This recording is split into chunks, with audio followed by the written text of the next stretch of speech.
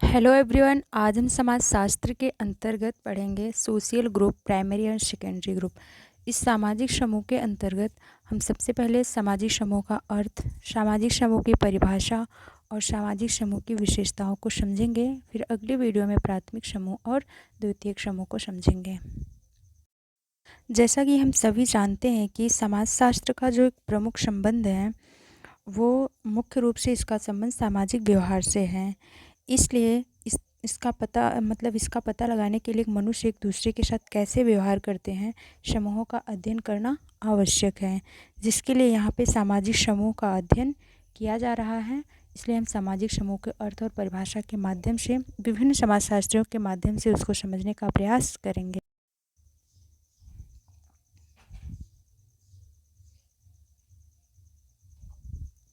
सामाजिक समूह का अर्थ, समाजशास्त्रीय दृष्टिकोण से अगर देखा जाए तो जब दो या दो से अधिक व्यक्ति सामान्य उद्देश्य के लिए एक दूसरे से संबंध स्थापित करते हैं और प्रभावित होते हैं तो व्यक्तियों के ऐसे संग्रह को सामाजिक समूह कहा जाता है।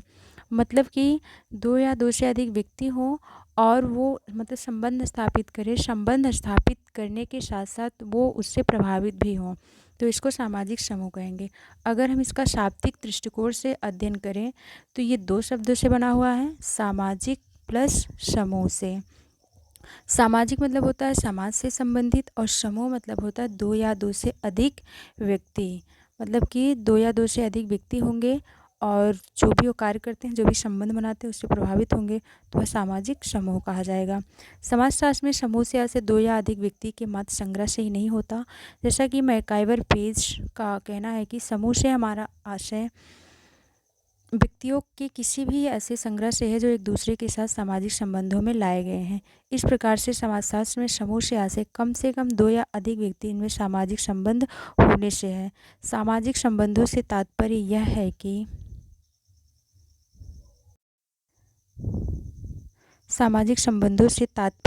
है कि यह किस प्रकार से संबंध रखता है। और इसके अगर हम देखें कि इसका सीधा सीधा तात्पर्य क्या लिया जा रहा है, इसका तात्पर्य यह है कि व्यक्तियों के संपर्क हो उसमें, चाहे वह शारीरिक निकटता का हो चाहे वह मानसिक निकटता का हो, उनमें पारस्परिक संदेश के रूप में एक समूह का निर्माण होता रहे या बना रहे, उसी को कहेंगे सामाजिक समूह।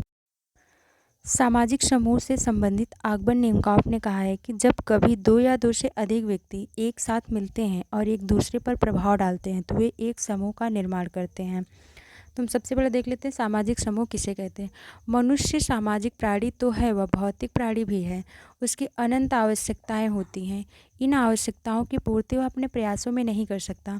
इसके कारण उसके पास साधन और शक्ति भी सीमित है। अपनी आवश्यकताओं की पूर्ति के लिए जब व्यक्ति साथ साथ प्रयास करते हैं तो वे समूह का निर्माण करते हैं। मतलब कि आवश्यकताओं की पूर्ति के लिए जब एक दूसरे की सहायता करते हैं या मदद लेते हैं या उसकी पूर्ति साथ साथ करते हैं तो उससे समूह का निर्माण होता है।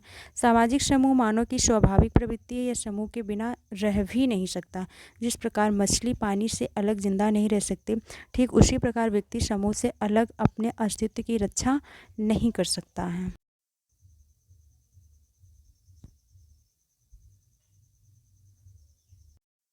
अब हम देख लेते हैं किन किन समाजशास्त्रियों ने किस तरीके से सामाजिक समूह को परिभाषित किया है।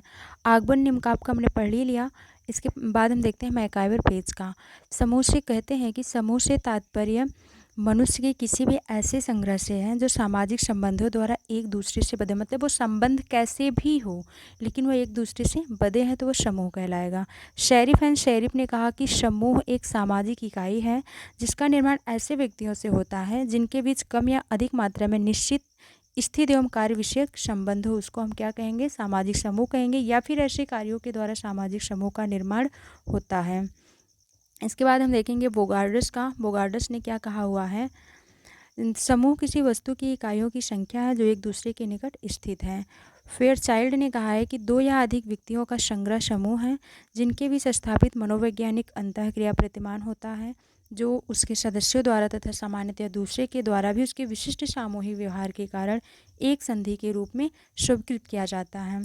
कैटल महोदय ने कहा है कि समूह उन जमात को कहते हैं जिसमें प्रत्येक व्यक्ति को कुछ आवश्यकताओं की पूर्ति के लिए सभी सदस्यों का सहयोग लिया जाता है। मतलब इन सब की परिभाषाओं का अगर हम गहन अध्ययन करेंगे, एनालिसिस करेंगे, तो बस यही है कि किसी भी प्रकार से संबंधित हो और उनके उद्देश्य या फिर अपनी मूलभूत आवश्यकताओं की पूर्ति के लिए इकट्ठे हुए हों, तो इससे सामाजिक समूह का निर्माण होता है।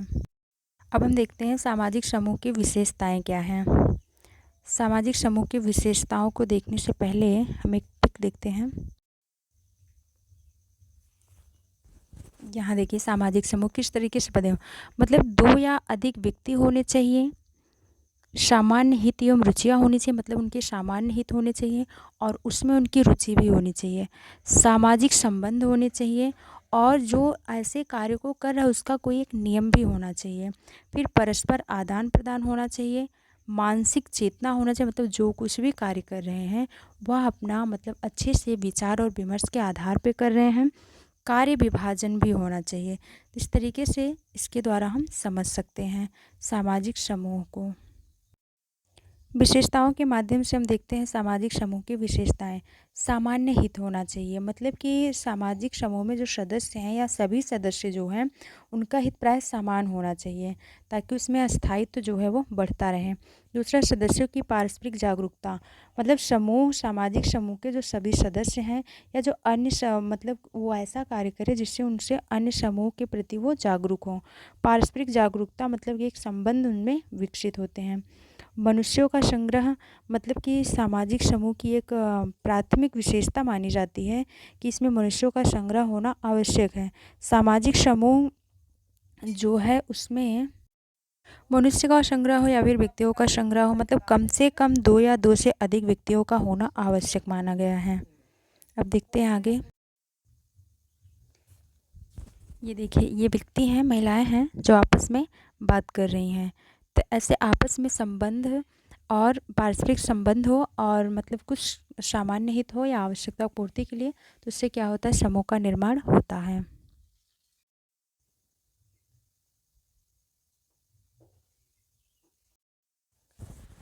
सामाजिक संबंध, समूह के सदस्यों के बीच सामाजिक संबंध पाए जाते हैं।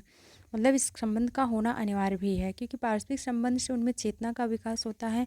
यह चेतना ही सामाजिक संबंधों के निर्माण और विकास में सहायक होती है। एकता की भावना भी इन विशेषताओं के अंतर्गत लाया जाता है। सामाजिक समूह के सदस्यों के बीच एकता पाई जाती है और उसमें चेतना, उसका आधार जो है वो चेतना मानी गई है। चेतना 2 प्रकार की होती है, एक चेतन और एक अचेतन। सदस्यों का पारस्परिक आदान प्रदान होना चाहिए। समूह की सदस्यता जो है वह ऐच्छिक होनी चाहिए, मतलब कि वह सामान्य रूप से स्वीकार किया जाता है। मनुष्य मतलब किसी भी प्रकार की ज़बरदस्ती या किसी भी प्रकार का प्रेशर दबाव नहीं होता, वह अपने मन से कर सकता है। समूह की सदस्यता ऐच्छिक होती है और एक निश्चित आधार होता है। यहाँ मतलब एक मौलिक प्रश्न है कि समूहों का निर्माण किस आधार पर होता है। तो प्रत्येक समूह में निर्माण के मूलभूत मतलब कि किस तरीके से वो उसका निर्माण कर रहे हैं, तो इसको देखने के लिए यहाँ पे कहा गया समूह में निर्माण के मूल मतलब कुछ एक निश्चित आधार होते हैं। उदाहरण के लिए ये आधार जैसे रक्त संबंध हुआ और रक्त संबंध, शारीरिक तथा मानसिक समानताएं, आवश्यकताएं, संख्या आदि, मतलब उसमें इस तरीके से हम कह सकते हैं कि समूह के निर्माण में सामान्य नियम, मानसिक चेतना, कार्य विभाजन भी पाया जाता है, समानता भी पाई जाती, स्वार्थों, आदर्शों, मूल्यों आदि में समान हो, सहयोग भी पाया जाता है, अनुशासन तथा नियंत्रण भी पाया जाता है। इसके द्वारा समूह का निर्माण होता है। अब यहाँ हम देख लेते हैं कुछ थोड़ा सा सामाजिक समूहों के विभिन्न प्रकार, किन समाजशास्त्रियों ने क्या कुछ बताया है। मैकाइवर पेज के अनुसार इसके प्रकार जो है, एक क्षेत्रीय होता है, क्षेत्रीय निश्चित संगठन वाले होते हैं, मतलब निश्चित संगठन वाले चेतना समूह वाले, अनिश्चित संगठन वाले चेतना समूह वाले। समनर के अनुसार 2 होता है, अंतः समूह और बाह्य समूह। चार्ल्स कूले ने कहा प्राथमिक समूह और द्वितीयक समूह। गिलिन एवं गिलिन के अनुसार रक्त संबंधी समूह होते हैं, शारीरिक विषमताओं वाले समूह होते हैं, क्षेत्रीय समूह होते हैं, अस्थिर समूह होते हैं, अस्थायी समूह होते हैं और सांस्कृतिक समूह होते हैं।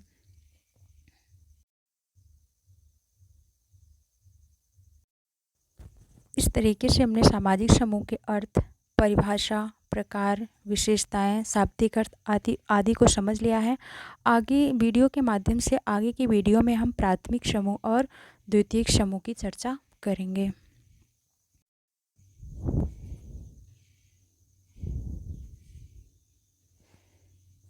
थैंक्स फॉर वॉचिंग वीडियो को आगे तक शेयर करते रहें ताकि और भी इस वीडियो के माध्यम से अपनी जानकारी को पूरा कर सकें, उन्हें कोई भी दिक्कत हो अच्छे से अध्ययन कर सकें, क्योंकि इसमें बेसिक से लेकर के हम बहुत अच्छे से तैयारी करवा रहे हैं। आपका बेसिक भी क्लियर होगा और इसके माध्यम से बहुत अच्छे से तैयारी हो जाएगी।